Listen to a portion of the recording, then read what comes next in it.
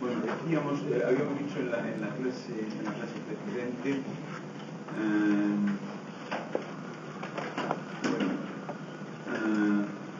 habíamos supuesto como de alguna manera el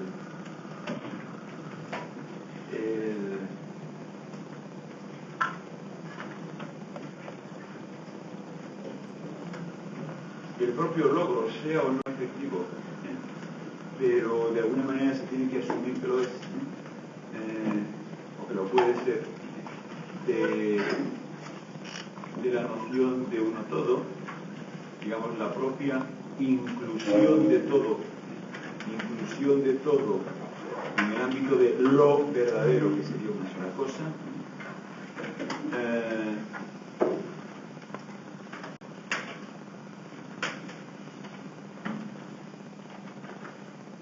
Al excluir lo otro, pues de alguna manera excluye también lo uno mismo, ¿no? O sea, se ciega la hierba bajo los pies. Estaríamos vivos si no nos muriésemos, habría día si no hubiese noche, etc. ¿no?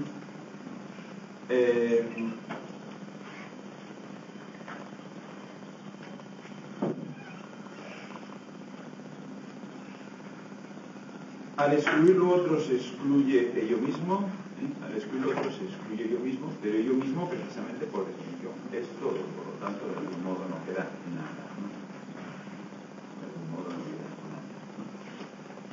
Nada se dice en latín nihil, ¿no? Y por eso a esa situación se le llama, bueno, se le suele llamar nihilismo, ¿no? ¿De acuerdo? Se suele llamar nihilismo. Dije que no es simplemente una cuestión de secuencias de conceptos en las obras de pensadores, pero lo que pasa es que aquí estamos estudiando la historia de la filosofía, bastante tenemos con la historia de la filosofía para que pudiésemos entrar en otras historias, ¿no? O sea, pero que no es solo la filosofía, naturalmente, que ahí se podría explicar una serie de otras cuestiones o de otros aspectos, ¿no? Bueno, se suele decir nihilismo, decía. El nihilismo tiene el problema de que puede sonar, sobre todo en este contexto, ¿no? en el que estamos con la historia de la filosofía y una serie de formaciones profesionales o algo así. Nihilismo tiene el problema de que puede sonar a doctrina, a manera de pensar, por eso del ismo, ¿no? Por eso, bueno, cuando en realidad no lo hemos dicho así, hemos hablado de nihilismo como una situación, es decir, por eso hemos insistido en que no es solamente algo de la historia de la filosofía y que la historia de la filosofía no es una historia digamos, de lo que va de la cabeza o de la obra de un autor a lo que va de la cabeza, a lo que sale de la cabeza o la obra de otro, ¿no? Por eso había propuesto utilizar no solamente el término nihilismo, que hay que utilizarlo porque se utiliza normalmente y por lo tanto sirve para entender las exposiciones de otros, sino que se puede emplear igualmente también la palabra nihilidad, simplemente, que eso ya no significa una doctrina, sino simplemente una situación que es la consecuencia de toda una historia, ¿no? Una situación que es la consecuencia de toda una historia. Bueno, entonces, de acuerdo con esto, había dicho, mientras que durante los comienzos del idealismo, pues eso de esto es nihilismo, esto conduce al nihilismo, fue utilizado como una especie de acusación o arma arrojadiza, ya contrapiste, ¿no? Por lo tanto, como algo que por así decir se tiene que impedir, ¿no? Bueno, pues entre tanto se ha hecho valer que un fenómeno que tiene su propia consistencia y su propio desarrollo lógico, mientras estamos hablando de doctrinas, pero eso quiere decir que tiene su desarrollo en la lógica de los acontecimientos, en la lógica de las cosas también, a un fenómeno que tiene su desarrollo, que tiene su propia necesariedad interna, como hemos visto, ¿no? En el que cada etapa se sigue de la anterior. Aquí hemos visto cómo se sigue en cuanto a doctrinas, en cuanto a pensamientos de pensadores, pero también hemos insistido en que habría otras maneras de seguirlo a lo largo de la historia, a un fenómeno que tiene su propia consecuencia interna y que se sigue inevitablemente de lo anterior, pues de poco sirve oponerse, ¿no? Eso no tiene ni pies ni cabeza, ¿eh? Es decir, si te opones, lo único que pasa es que digamos, permaneces en el limbo, ¿no? Pero en realidad no consigues absolutamente nada, ¿no? Es decir, si te opones, lo único que pasa es que no te das cuenta de que estás en eso, en lo que sin embargo estás, ¿no? Por aquello que decíamos de que la filosofía no hace sino expresar en conceptos su propio tiempo, ¿no? Que decíamos que no vale, por tanto, lo de oponerse no tiene sentido, ¿no? Lo de oponerse no tiene sentido. En general no tiene sentido oponerse a la situación en su conjunto. Y que hay otra cosa que en cambio sí puede tener perfecto sentido, ¿no? Que es eso que llamábamos en la clase anterior asumir. Asumir.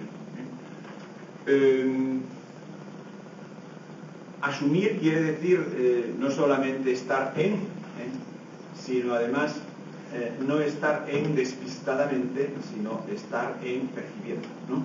Estar en percibiendo. Estar en percibiendo.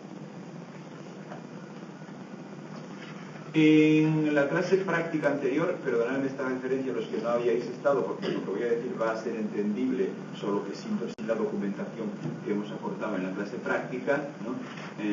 Pero el concepto sí será entendible. Hemos aludido a una serie de conceptos antiguos, que bueno, para los que sí estaban, pues se llaman teoría, epogé, skepsis, etcétera, ¿no?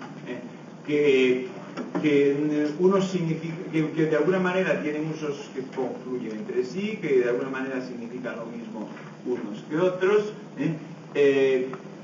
por el hecho de que mientras que unos significan observar, mirar, darse cuenta, otros en cambio significan estar en cierto juego, pero estar, por así decir, llegando de fuera, desde alguna distancia.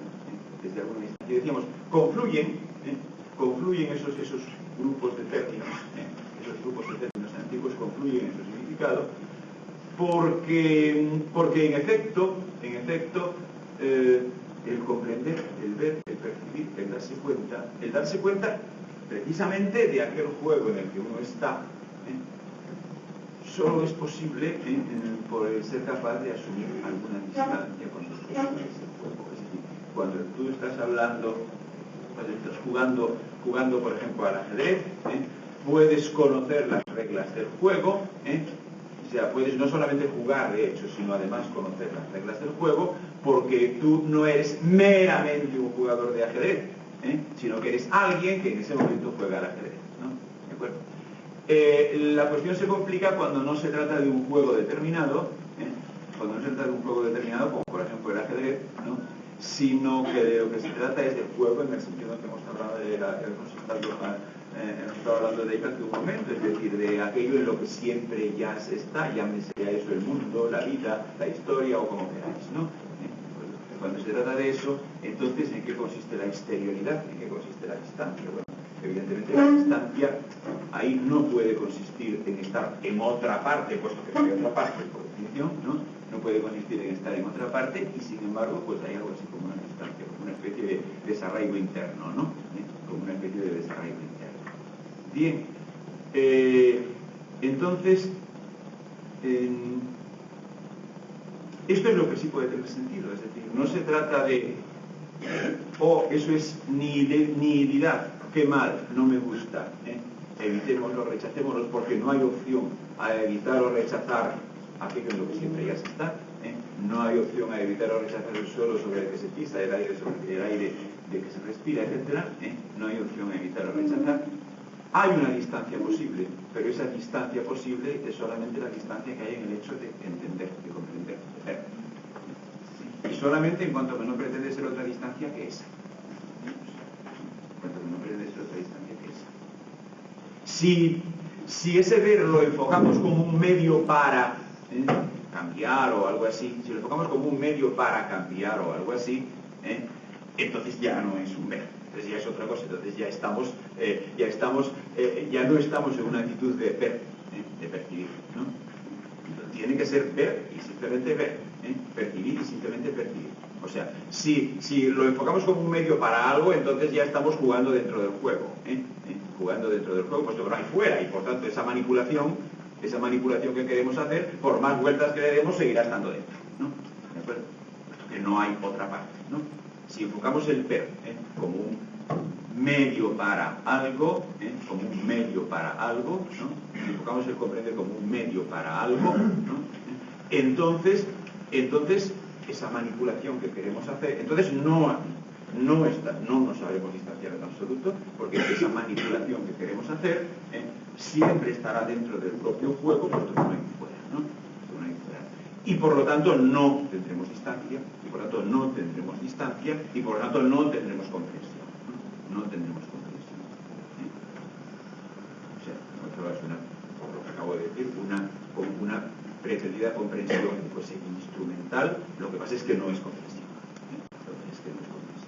Bien, ahora bien, esto tiene su otra cara, que es que en cambio un comprender, un ver, que sea efectivamente eso, comprender, ver, ¿no? Comprender, ver, puesto que por el mero hecho de ser comprender o ver implica una distancia, eso sí implica una distancia, simplemente comprender, ver, eso sí implica una distancia.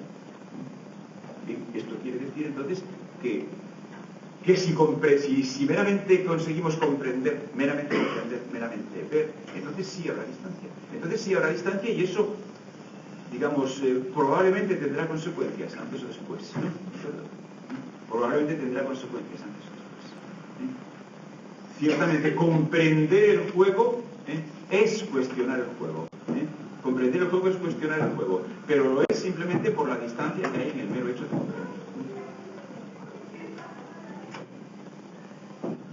Algo del tipo lo formulábamos ya así con cierta prisa al final de la clase anterior, lo formulábamos con cierta prisa, algo del tipo de en la medida en que se sepa cómo es o cómo funciona la cosa, y la cosa ahora es el conjunto, el juego en el que siempre ya se está metido, ¿no? En la medida en que se sepa cómo funciona la cosa, en la medida en que se sepa, la cosa ya no puede seguir funcionando así. Algo de ese tipo, ¿no? Algo de ese tipo, ¿no? Es lo que quiero decir. La comprensión, el entender, el ver, el percibir, precisamente en su mera condición de entender, ver, percibir, es una distancia y por tanto es un cuestionamiento de la cosa. Es un cuestionamiento de la cosa. Si no pretende ser percibir, ver, sino que el percibir o el ver es un medio, un instrumento para manipular, entonces, puesto que estamos actuando, manipulando, ya estamos dentro de ese juego y por tanto ya no tenemos distancia, ¿no? Tampoco comprendemos y por tanto tampoco cuestionamos nada, sino que simplemente nos hacemos la ilusión de estar fuera del juego, pero en realidad eso quiere decir que estamos dentro de él sin saberlo, ¿no? Bien, esto es lo común. Esto que ya lo dije en la clase anterior es lo común a los dos autores que faltan por tocar y que tocaremos muy ligeramente, claro está, como es obvio por razones de tiempo, ¿no? Es lo común a ambos, aunque de muy distintas maneras, es decir, de alguna manera, si a primera vista, en observación inmediata no se parecen nada. Pero esto es común a ambos, ¿no? Esto es común a ambos, esto que acabo de decir, ¿no? Esto de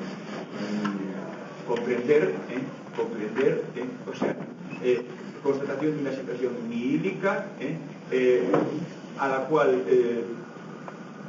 es autoengaño, es deshonesto intentar oponerse, ¿no? ¿De acuerdo? Pero en cambio lo que aquí se puede intentar con ella es esto otro que he dicho, ¿no?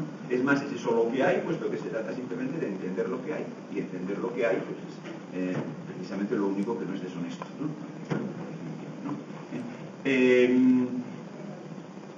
Bueno, entonces, naturalmente esto en ambos pensadores, tanto en Marx como en Nietzsche, que asume formas muy diferentes, y hay muchas formas de expresión enormemente diferentes, en uno y en el otro, ¿no?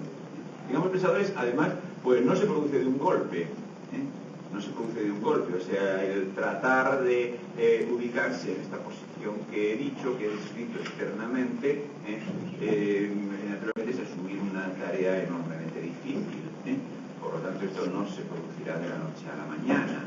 Y así, empezando por Marx, vemos que, simplemente porque está está antes cronológicamente, ¿no? Un poquito antes, contemporáneos, ¿no? Empezando por Marx, vamos a ver, de entrada lo único que pasa en Marx, de entrada quiero decir, o sea, hay un desarrollo, digamos, cronológicamente exponible de su obra, y en ese detalle de esa cronología no vamos a entrar por razones evidentes, ¿no? Porque no tendríamos tiempo, pero de entrada lo que hay es, vamos a ver, frente a esa posición idealista final, idealista completa de la autosuficiencia hegeliana del concepto, o sea, que cada concepto contiene al mismo tiempo su propia negación, etcétera, y todo lo que esto nos llevaba, por lo tanto, o sea, efectivamente hay un cierto proceso lógico en un sentido muy peculiar, pero lógico en el sentido de que es, digamos, el movimiento interno del concepto, en ese sentido que hemos descrito en las clases anteriores. Hay un proceso lógico, hay un proceso lógico que lo absorbe todo. Es decir, todo ha quedado absorbido en una cierta lógica, todo ha quedado absorbido en un cierto movimiento del concepto mismo, en el sentido de autosuficiencia del concepto. Fuera de eso no hay nada. Bueno, entonces evidentemente se aplica, evidentemente se reconoce por parte de Marx ya de entrada, ya muy pronto, eso de, bueno, si fuera de eso no hay nada, entonces lo que quiere decir esto fundamentalmente es que no hay eso, ¿no? No está ya en los libros si no nos tuviésemos, etc. Por lo tanto, la autosuficiencia del concepto, vamos a llamarle así para abreviar, la autosuficiencia del concepto, pues es al mismo tiempo la liquidación, la autodestitución, por así decirlo, de ese mismo concepto, la autodestitución de ese mismo concepto.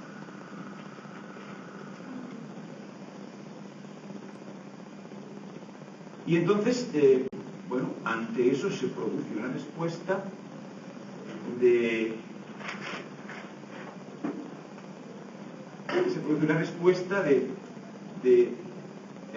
vamos entonces precisamente a lo que en principio puede parecer justamente el no situarse en absoluto, en una autosuficiencia del concepto, sino en lo contrario, es decir, en la observación de cosas que se reconocen de un modo que de entrada llamaríamos empírico.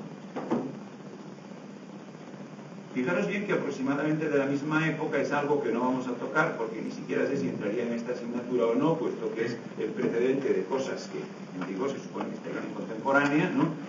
Pero que de la misma época es una cosa llamada positivismo, ¿de acuerdo? Y también el positivismo es una consecuencia de la culminación del idealismo, ¿no? Y bueno, precisamente esa autosuficiencia del concepto,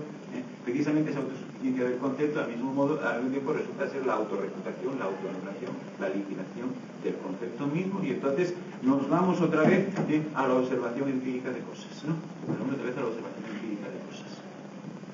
De la misma época es el positivismo, que me parece que no se incluye en principio en el programa de esta asignatura. Yo por lo menos ya no lo incluí, porque el positivismo cuando tiene una referencia lo suficientemente fuerte a algo que ocurre después, a algo que ocurre ya dentro del ámbito contemporáneo, como para que sea más razonable explicarlo ahí, ¿no? Pero no olvidemos que es contemporáneo de esto. Sí. Y efectivamente es una consecuencia de la culminación del idealismo. Por lo tanto, la autosuficiencia del concepto equivale a la vez a la evaporación del concepto, a la liquidación. Entonces nos quedamos en la pretensión que por supuesto será errónea por parte del propio positivismo, o sea, por supuesto que el positivismo es una ilusión, ¿no? ¿De acuerdo? O sea, el positivismo sería aquello de los meros hechos, de lo que hablamos en su momento, ¿no? Y ya hemos visto que eso no lo hay, ¿no? Es una ilusión, por lo tanto, ¿no? ¿De acuerdo? Pero es una ilusión, que digamos, responde a... Es una ilusión, pero no una ilusión gratuita.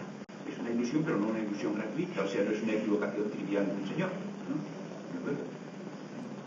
Sino que efectivamente responde a esa autodestitución del concepto producida precisamente por la propia autosuficiencia del concepto. O si queréis decirlo así, a que el que lo a priori absorba todo, es lo mismo que decir no hay a priori, ¿no? No hay a priori, ¿no? Y si no hay a priori, entonces hay meros hechos. ¿De acuerdo? Entonces hay meros hechos, ¿no? Recordad la discusión en su día de los meros hechos, ¿no? Si no hay a priori, entonces hay meros hechos. Eso no puede ser, evidentemente, eso no puede ser. O sea, tendrá que haber otras maneras de asumir la nihilidad que sean más consistentes. Esa no lo es. Esa no lo es. O sea, no es consciente. Por eso digo que por eso la cosa no se va a poder quedar ahí, en realidad ni siquiera va a pasar por ahí. Eso es una ilusión. Eso es una ilusión. Pero es una ilusión que efectivamente responde al momento en el que estamos. Es decir, si se ha destituido lo que empezó siendo lo a priori, entonces la primera respuesta es la ilusión de que haya meros hechos.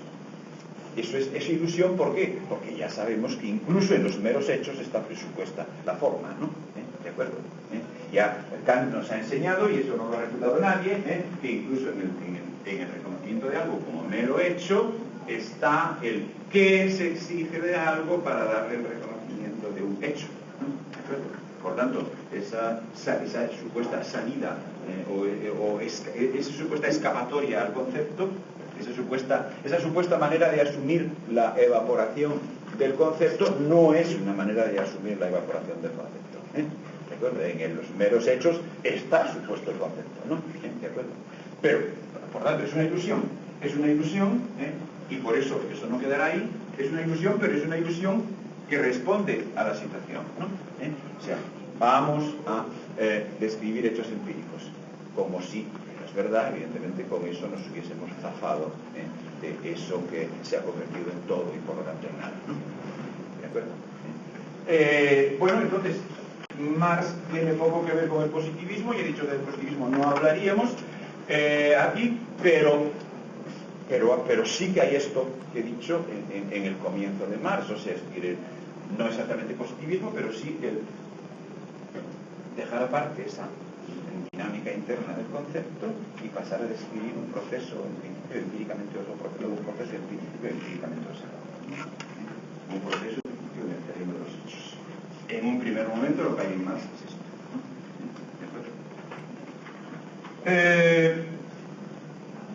De hecho, además, Marx y sus contemporáneos, no solamente Marx, a ese proceso empíricamente observable y al cual estamos de vuelta una vez que se ha evaporado el concepto como autosuficiente, a ese proceso le llaman la historia. Pero la historia ahora, cuidado, la historia ahora como la historia es real, lo que pasa, lo que ocurre en la historia, ¿no? Lo que ocurre en la historia. Le llaman la historia. Bueno, le llaman la historia, cuidado porque aquí estamos otra vez en el elemento de ilusión que momentáneamente hay. ¿De acuerdo? Cuando digo se piensa por parte del positivismo, y en cierta manera por parte del Marx, digamos, joven, ¿no? Se piensa que la evaporación del concepto resultante de su autosuficiencia a lo que nos remite es a hechos, ¿no? ¿De acuerdo? A hechos empíricamente observables. Cuando he dicho que eso es una ilusión, porque en el propio estatuto de hecho empíricamente observable está ya implicado lo anti-kantiano, y por tanto está ya implicado lo mismo que había puesto en marcha el idealismo, ¿no? Eso es una ilusión. Bueno, pues esa ilusión la podemos constatar ahora en otra cosa en este momento. Bueno, ese proceso empíricamente observable ya no es el proceso del concepto. El concepto precisamente se ha muerto de autosuficiencia, ¿no? ¿De acuerdo? Entonces ha quedado lo otro, ¿no? Ese proceso, esto de que de todas maneras ahí está supuesto lo anterior y ahí está supuesto el concepto, incluso está supuesto el concepto en el sentido fuerte, hegeliano, lo podemos observar en que a fin de cuentas eso de la historia, pues no deja de ser una denominación globalizante. ¿Está claro? La historia es verdad que no se parece nada a la lógica de Hegel, ¿no? ¿De acuerdo? Pero vuelve a ser una manera de llamarle a la totalidad, el uno todo. Dentro de la historia está todo. Está todo. Pero todo quiere decir incluso, por ejemplo, el conocimiento, o sea, la física matemática, ¿no? La física matemática es un fenómeno histórico, que duda cabe, ¿no? Hasta tal punto es un fenómeno histórico que aquí hemos hecho algunos pinitos de explicar un poco por qué no la hay antes de finales del siglo XVI, ¿no? ¿De acuerdo? Por lo tanto, eso también es un fenómeno histórico, ¿no? Y bueno, y lo mismo el Estado y lo mismo el derecho, y en general todo, ¿de acuerdo? O sea, eso de la historia tiene en común con el concepto hegeliano el no dejar nada fuera. Tiene en común con el concepto hegeliano el no dejar nada fuera. Eso vuelve a ser uno todo. Eso vuelve a ser uno todo. Vuelve a ser uno todo. Pero además todo uno todo, sin limitaciones ni espaciales ni temporales, ¿no? Sin limitaciones ni espaciales ni temporales. Entonces, esto es, digamos,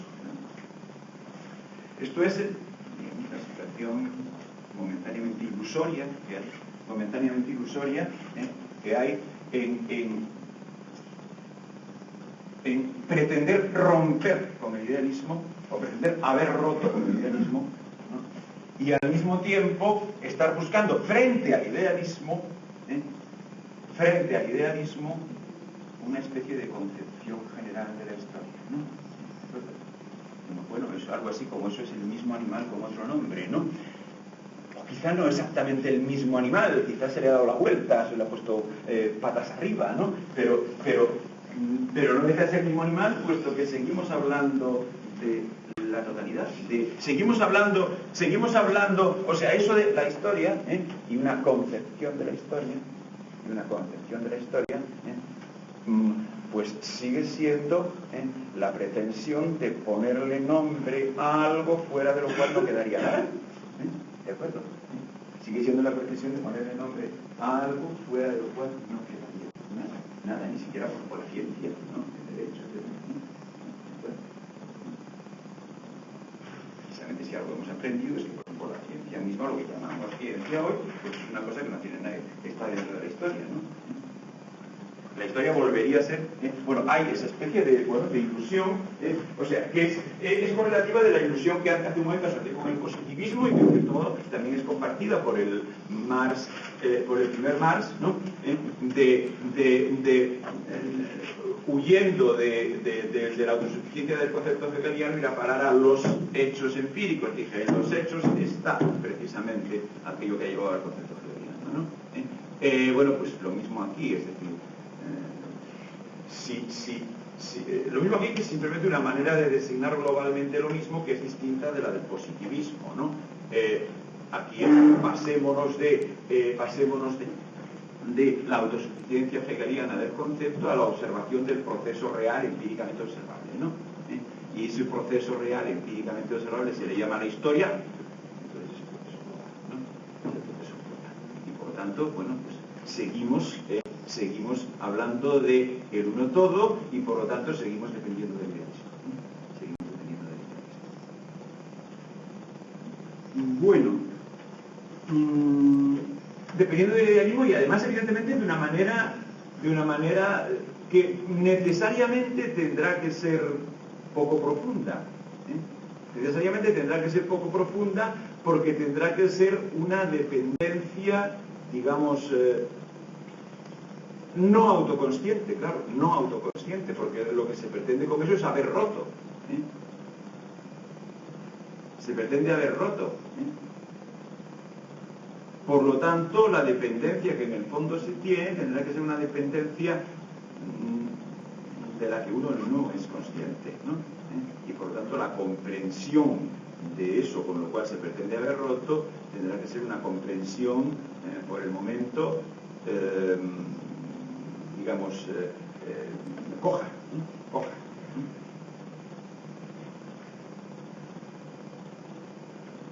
Bien, de aquí que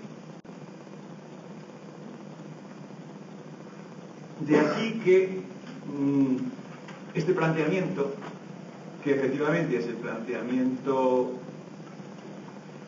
inicial de Marx, el planteamiento filosófico inicial de Marx, pues solo es el planteamiento inicial. Es decir, conforme Marx se va moviendo en este planteamiento,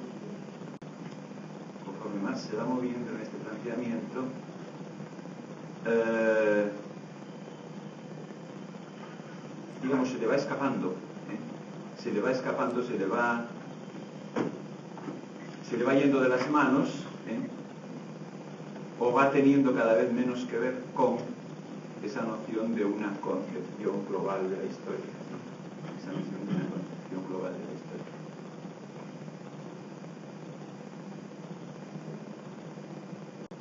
Y en cambio, más se va acercando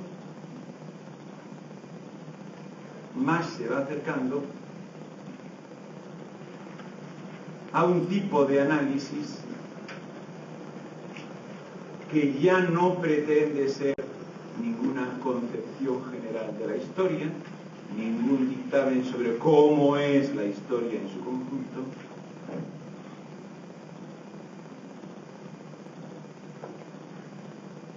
sino una descripción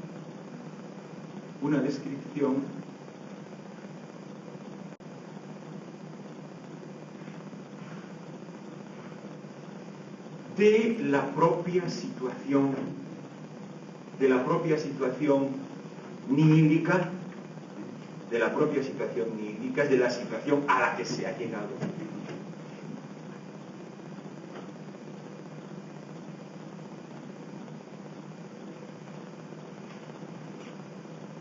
De la situación a la que se ha llegado, pero además ni siquiera de la situación a la que de hecho se ha llegado, descripción en términos empíricos, etcétera, etcétera, no descripción de la situación a la que de hecho se ha llegado, en términos empíricos, sino descripción o intento de buscar cuál es el concepto de fondo que está rigiendo esa situación. El concepto de fondo que está rigiendo esa situación.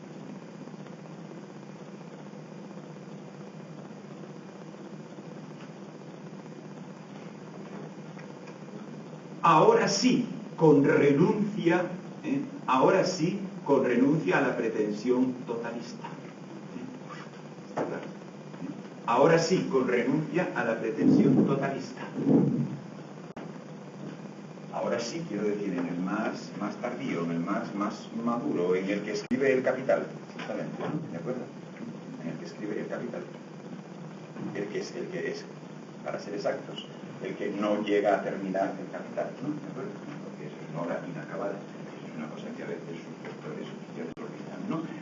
Bien, mucho más inacabada de lo que suelen creer sus lectores y editores, porque, bueno, pues suelen meter como si fuesen partes de la obra lo que en realidad son acumulaciones ulteriores hechas por otra persona de textos que quedaron ahí, ¿no? Pero en todo caso lo que sí se puede percibir muy bien es el proyecto, ¿no? El proyecto sí se puede percibir muy bien, que el proyecto no esté terminado y no sabemos si podría terminarse, ¿eh? No sabemos si podría terminarse en los términos en los que se plantea. Pero lo que sí es importante aclarar es, ahora ya no se trata de una concepción global de la historia, una concepción global de la historia. Eso sería idealismo venido a menos, ¿no? Literalmente venido a menos, porque claro, sería idealismo que no, digamos, que no sería perfectamente consciente de lo que el idealismo comporta, es idealismo mal comprendido, idealismo mal comprendido, porque pasaría ahí pues lo que hemos visto que pasa en el positivismo, o sea, de que se está pensando que en la descripción de fenómenos empíricos no estaría sujeto, o sea, que sí que habría fenómenos empíricos meramente describibles como tales, puros hechos, etcétera, etcétera, ¿no? Y que, bueno, pues que ahí en la historia se podrían descubrir ciertas leyes o algo así, ¿no? O sea, sería idealismo mal entendido, bueno, pero como sería idealismo mal entendido, pero como en el fondo no es idealismo mal entendido, sino que es un proceso de reconocimiento de la situación nihílica, es un proceso de ruptura con el idealismo, pero de ruptura con el idealismo entendiendo, de ruptura con el idealismo entendiendo, es decir, percibiendo la situación nihílica a la cual el proceso que culmina en el idealismo ha llevado, ¿no? como es importante eso, una ruptura con el mismo, entendiendo, es decir, percibiendo esa situación, precisamente por eso, pues ese proceso de comprensión avanza y Marx no se queda en esa búsqueda de una especie de concepción general de la historia o de leyes generales de la historia. Eso se le va perdiendo. Digamos, es muy importante en el Marx de 1240 y tantos, o 40 y poco, bueno, 40 y poco, 40 y bastante, pero luego va desapareciendo paulatinamente, y ya cuando llegamos al Capital, pues, por lo menos en la estructura lógica de la obra, eso no queda nada. Eso no queda nada, es decir, eso no hace ninguna falta para la argumentación de la obra. No es que Marx diga eso no, o que reniegue de nada, pero tampoco tenía mucho de que renegar, porque gran parte de las cosas anteriores o no se habían publicado, o no se habían publicado como cosas individuales suyas de autor, sino que eran escritos que habían redactado para unos, otros o los demás allá, ¿no? De acuerdo, cuando tampoco tenía mucho de que renegar, ¿no? Pero en cualquier caso lo que sí es constatable es que esa noción de una concepción general de la historia en la argumentación o en la estructura del Capital no pinta nada. No pinta nada. O sea, el Capital empieza ya en la primera línea, con un concepto que pretende, con un concepto que si vale para algo, será para entender la situación dada, la situación lírica. O sea, con un concepto que no tiene ninguna pretensión de tener una validez para el conjunto de la historia. Ni siquiera para un tramo de la historia sustancialmente más amplio que la situación nihilista y la situación moderna, ¿no? Específicamente moderna, ¿no? Y que además es un concepto que efectivamente tiene una significación de reconocimiento de una nihilidad, tiene una expresión de tiene el significado de reconocimiento de una nihilidad.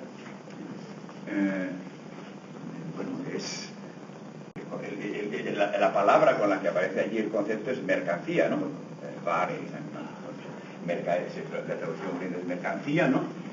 ¿Y eso qué quiere decir? Bueno, vamos a ver. Mercancía quiere decir una cosa que es cambiable por otras, ¿no? Que es cambiable por otras, ¿no? ¿De acuerdo? Una cosa que es cambiable por otras, ¿no? Una cosa que es cambiable por otras, pero fijaros bien, una cosa que es cambiable por otras, quiere decir cambiable por, en principio, cualesquiera otras. ¿Claro? ¿Está claro? Quiere decir cambiable por, en principio, cualesquiera otras.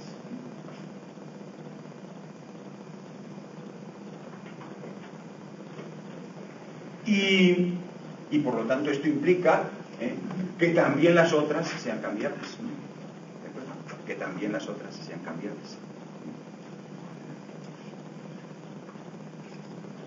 Mercancía es una cosa cambiable por otras, ¿no? Pero esto implica que también las otras sean cambiables, que también las otras sean cambiables. Por lo tanto, eso de mercancía es algo que no puede referirse a una cosa sí, a otra no, a otra sí o a otra no. Es un modo de tener lugar las cosas en su conjunto, o si no es así, entonces es que no está habiendo mercancía, ¿no? O está habiendo mercancía en la medida en que lo está habiendo para las cosas en su conjunto. ¿De acuerdo? Para las cosas en su conjunto.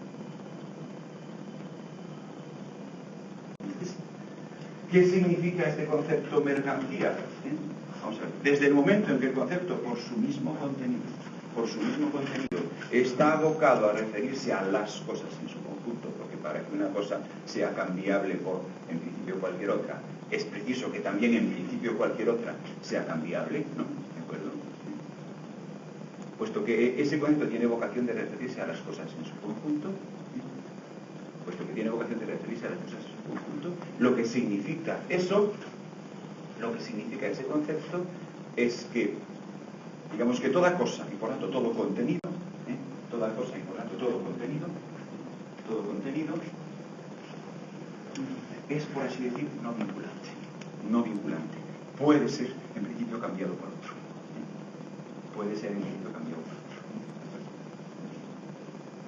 Por lo tanto, que estamos ante un universo, por decirlo de alguna manera, estamos ante un universo de portadores de contenidos no vinculantes, ¿no? ¿De acuerdo? Ante un universo de portadores de contenidos no vinculantes. de portadores de contenidos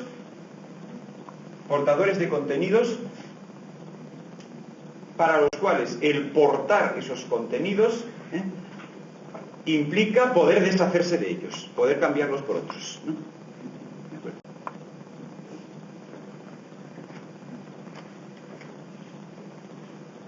Que puede ser cambiado por, que una cosa puede ser cualquier cosa puede ser cambiada por otra, y por, además, en principio, cualquier tipo de otra, ¿no? ¿De acuerdo? Eso quiere decir que ningún contenido es vinculante, ¿no? Que ningún contenido es vinculante. Pues, para emplear otro término, que todo es alienable, que es característica esencial de la cosa su alienabilidad, su poder uno quitársela de encima, ¿no? ¿De acuerdo? Su poder uno quitársela de encima. Eso es lo que he llamado carácter no vinculante. Carácter no vinculante.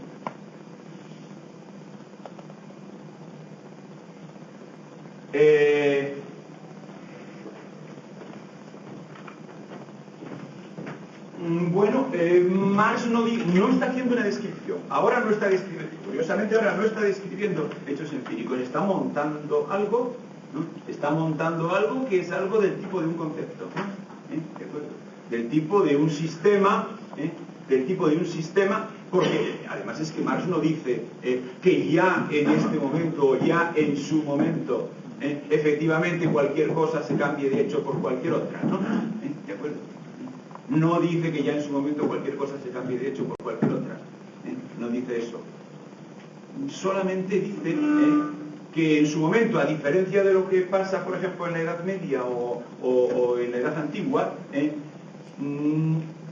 esa construcción sí tiene un cierto valor aclaratorio como algo que tendencialmente quizás esté funcionando. Mientras que en cambio no funciona eso ni siquiera tendencialmente, por ejemplo, en una situación antigua, ¿no? Por ejemplo, en una situación antigua, el cambiarse cosas unas por otras y unos con otros, pues puede tener una extensión muy considerable, puede ser muy importante, pero siempre se refiere por principio a conjuntos determinados de tipos de cosas. Siempre. Nunca hay una presuposición de cambiabilidad de todo mientras no se demuestre lo contrario, ¿no? Que en cambio en la modernidad sí hay esa presuposición, quiere decir no que de hecho cambiemos cualquier cosa por cualquier otra, no que de hecho cambiemos cualquier cosa, sino que eso, la cambiabilidad, la alienabilidad, es lo que, por así decir, se da por supuesto mientras no se demuestre lo contrario. O sea, en otras palabras, que en moderno lo que hay que demostrar es la no cambiabilidad, la no alienabilidad. En moderno lo que se tiene que justificar es la no alienabilidad, la no cambiabilidad. Ya que tenemos prisa, podemos ilustrar esto con ciertos giros de lenguaje. Cuando queremos, en cualquier lengua moderna, pero solo en las lenguas modernas, precisamente, ¿no? Cuando queremos decir que una cosa es algo muy especial, decimos que es inalienable, ¿no? Es lo más especial que se puede ser, ¿no? Inalienable. Con esto que estamos diciendo, pues que lo obvio es la alienabilidad, ¿no? Que lo obvio es la alienabilidad, ¿no? ¿De acuerdo? Cuando digo que, otro giro de lenguaje que va en la misma dirección, cuando digo que tengo algo, que algo es mío, bueno, evidentemente puedo querer decir muchas cosas, ¿no? Puedo querer decir muchas cosas según qué contexto. Pero si empezamos a buscar un lenguaje riguroso, esto es realmente tuyo, etcétera, lo que significa que es mío, es que precisamente que lo puedo alienar, que me puedo desprender de él, ¿no? O sea, vamos a ver, el piso en el que vivo, digo que es mío, no si tengo asegurada la permanencia en él durante toda mi vida, sino si lo puedo vender, precisamente, ¿no? Si lo puedo, soy propietario de él, si lo puedo vender, ¿no? Si no lo puedo vender, no soy propietario de él, aunque no me lo pueda quitar nadie, ¿no? ¿De acuerdo? Aunque no me lo pueda quitar nadie. ¿Está claro? Y así pasa con cualquier cosa, es decir, la tienes, quiere decir, puedes desprenderte de ella, ¿no? ¿De acuerdo? La tienes, quiere decir, puedes desprenderte de ella. Es más, eso en cierto modo es lo que entendemos constantemente por libertad, ¿no? Libertad. Si algo tuyo no te dejan desprenderte de ello, están violando tu libertad, evidentemente, ¿no? ¿De acuerdo? Si algo tuyo no te dejan desprenderte de ello, están violando tu libertad. Es mío, quiere decir que puedo alienarlo, ¿no? Es mío, quiere decir que puedo alienarlo.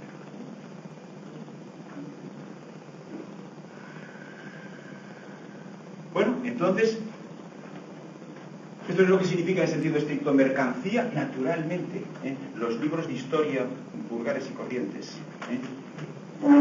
y no se les puede reprochar porque de alguna manera tienen que hablar, ¿no? Los libros de historia vulgares y corrientes pues emplearán a veces la palabra mercancía para referirse a cosas que había en la antigüedad, por ejemplo, para referirse a cualquier cosa que se cambia por otra, ¿no? ¿De acuerdo? O que ordinariamente se cambia por otra. Y para eso no era la palabra mercancía. Evidentemente aquí hay, en lo que estamos viendo además, hay un sentido más estricto de la palabra, más fuerte de la palabra mercancía. O sea, no es simplemente una cosa que en algún momento se cambia por otra, incluso que se cambia reiteradamente por otra, ¿no? Sino que es una cosa que se puede cambiar por en principio cualquier otra, porque en principio cualquier otra. Y eso es lo que tiene la consecuencia de que al menos en principio cualquier otra es también cambiable, ¿no? ¿De acuerdo? Y en una expresión antigua, por ejemplo, pues evidentemente se cambian muchas cosas, pero son siempre conjuntos, subconjuntos determinados o conjuntos determinados de cosas. O sea, el cambio puede ser muy importante, pero solamente afecta a aquellas cosas de las que específicamente se ha llegado a la situación de cambiarlas, ¿no? ¿De acuerdo? O sea, hay siempre conjuntos determinados de cosas. Y por eso, en el sentido de que aquí estamos hablando, no es mercancía, ¿no? No es mercancía.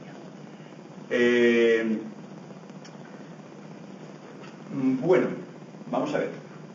Como he dicho, Marx no dice que ese concepto fuerte de mercancía, en cambio en la modernidad sí se esté cumpliendo, es decir, digamos que ya esté ocurriendo que cualquier, no sé si hoy, ¿no? Está ocurriendo, ¿no? Que cualquier cosa en principio se puede, sí, de hecho sí cambian las cosas más inverosímiles, es que uno no reconoce estar intercambiando, ¿no? Pero que sí está intercambiando, ¿no? O sea, bueno, sin ir más lejos, pues yo estoy intercambiando mi capacidad, o sea, un aspecto de mi persona, que es mi capacidad de hacer esto que estoy haciendo aquí, puesto que evidentemente no podría permitirme el lujo de estar haciéndolo si no fuese porque me lo pagan, ¿no? Que bueno, pues entonces, claro, pero estoy intercambiando, ¿no? A pesar de que eso a lo mejor no sé, a lo mejor a efectos retóricos, pues no se incluye entre las cosas alienables, ¿no? ¿De acuerdo? Bien, entonces, sin embargo sí lo es, la prueba aquí está, ¿no? Bien, entonces, no dice de todas maneras Marx que ya, o sea, o por lo menos no es necesario para que lo que dice sea válido, que eso ya se esté haciendo, que ya cualquier cosa se cambie por cualquier otra, porque ahora sí, lo que hace Marx no está siendo una descripción de hechos, sino que está montando un concepto, efectivamente. Está montando un concepto que luego se realizará o no se realizará en unos u otros hechos. Es decir, eso que luego, más adelante, todavía no en más, se llamará una estructura, ¿no? Se llamará una estructura. Una estructura se realiza o no se realiza en unos u otros sistemas conjuntos de hechos, ¿no? Pues, está montando una estructura, por lo tanto, es verdad que una estructura solamente se monta si se tiene alguna razonable esperanza de que pueda servir para entender alguna situación, ¿de acuerdo? Y en este sentido, pues es verdad, o sea, Marx sí pretende que esa estructura que está montando tiene algo que ver con la situación, digamos, modernidad, tiene algo que ver. Que se esté realizando o no, ya es otro asunto, pero que tiene algo que ver con la estructura que llamamos modernidad y que en cambio pues es inadecuado y es anacrónico aplicarla en positivo a, por ejemplo, una situación antigua, salvo en la medida en que salvo en la medida en que digamos que, bueno, que a fin de cuentas no somos capaces de entender a los antiguos más que a través de nosotros mismos, ¿no? Cosa que quizás suceda, pero en todo caso sería eso, ¿no? Sería eso. El montaje de esa estructura con lo que tiene que ver es como una concepción del fenómeno de su modernidad, o como le llame, o sea, el nombre de la estructura, el nombre de la estructura es,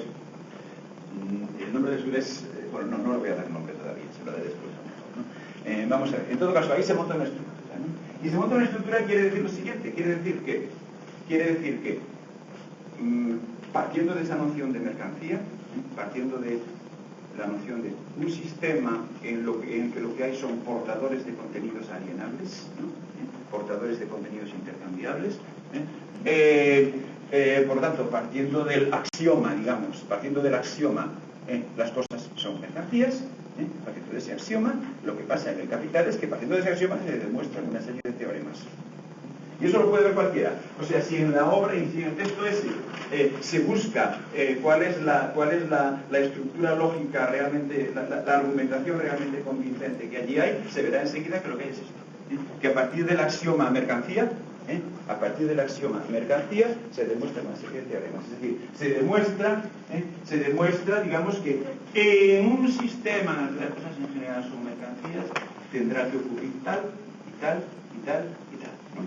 En un sistema en el que las cosas en general son mercancías.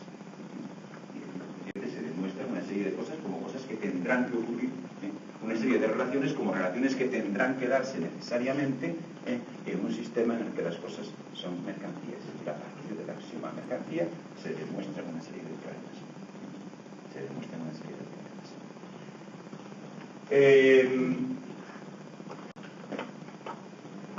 Bueno, decía,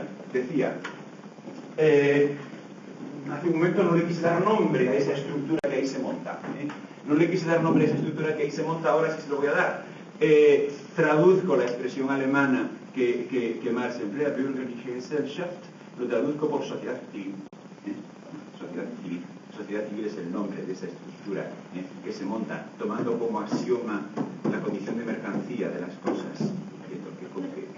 ¿Qué teoremas se reducen a partir de ese axioma? ¿No? ¿De acuerdo? Le llama sociedad civil. No le quería dar el nombre por una razón, porque ahí hay una cierta manipulación a la hora de traducir, manipulación que además se ha producido retrospectivamente sobre la manera de entender el original alemán, incluso por quienes lo leen en alemán, ¿no? Vamos a ver, sucede, y voy a decirlo muy rápidamente porque no me va a dar tiempo, ¿no? Sucede que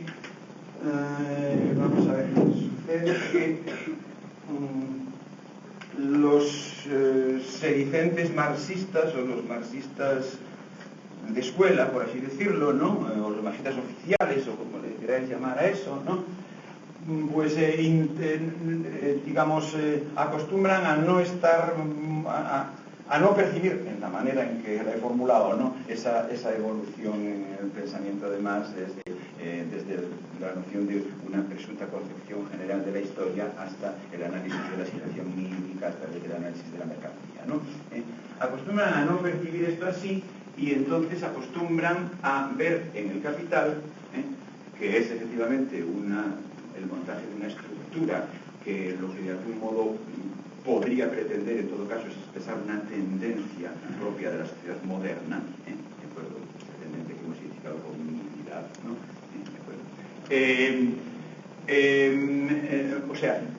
Tienden a entender los marxistas, los sedicentes marxistas tienden a entender el capital, tienden a entender esa estructura que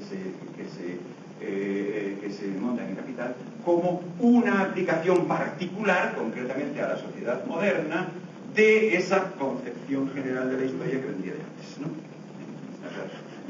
O sea, lo que yo he expuesto como un cambio del centro de gravedad del pensamiento, como una evolución del pensamiento del autor, ellos lo interpretan, digamos, como todo junto, ¿no? ¿De acuerdo? Y entonces habría para ellos una concepción general de la historia, ¿no? Habría para ellos una concepción general de la historia, y una aplicación particular de esa concepción general de la historia a la sociedad moderna, y esto sería el capital, ¿no? Esto sería la estructura esa, ¿de acuerdo? Bueno, o sea, no es el momento de entrar en asuntos polémicos, ¿no? Simplemente digo dos cosas. Una, lo que ya he dicho acerca de la dependencia de la noción de concepción general de la historia, concepción global de la historia con respecto a algún autor idealista, ¿no? Una eso, y otra, lo que también he dicho, pero que esto lo puede comprobar cualquiera, sin más que ponerse a leer, de que la secuencia lógica del Capital no presupone en el encabezamiento ninguna teoría general acerca de la historia. ¿Está claro? Sino que empieza directamente hablando de mercancía. Mercancía está en la primera línea, ¿no? Y diciendo lo que es una mercancía, y a partir de ahí construye todo, ¿no? ¿De acuerdo? Por tanto, esa suposición de una teoría general de la historia que habría detrás, pues, bueno, será accesible a aquellas mentes a las que sea accesible, pero en principio no se puede constatar en el texto, ¿no? O sea, la estructura lógica del texto. Digo la estructura lógica, no las alusiones literarias, retóricas que puede haber por el medio, sino lo realmente argumentativo y convincente y fundamentativo. Esto no presupone, o sea, no tiene ninguna premisa referente a concepción general de la historia. Pero bueno, de hecho esa especie de, bueno, se dice entre marxismo oficial, etcétera, que es el de casi todos los que adoptan el título de marxistas, ¿no? ¿De acuerdo? Pues sí, es decir, lo hace así.